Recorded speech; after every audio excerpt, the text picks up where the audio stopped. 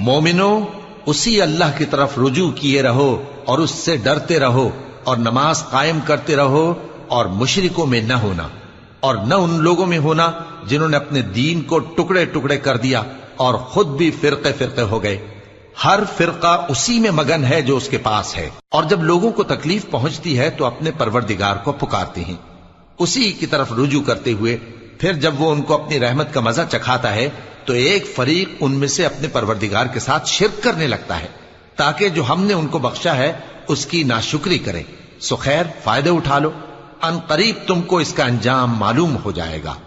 کیا ہم نے ان پر کوئی ایسی دلیل نازل کی ہے کہ پھر وہ ان کو اللہ کے ساتھ شرک کرنا بتاتی ہے؟ اور جب ہم لوگوں کو اپنی رحمت کا مزہ چکھاتے ہیں تو وہ اس سے خوش ہو جاتی ہیں، اور اگر ان کے اعمال کے سبب جو ان کے ہاتھوں نے آگے بھیجے ہیں انہیں کوئی تکلیف پہنچے تو نا امید ہو کر رہ جاتے ہیں۔ کیا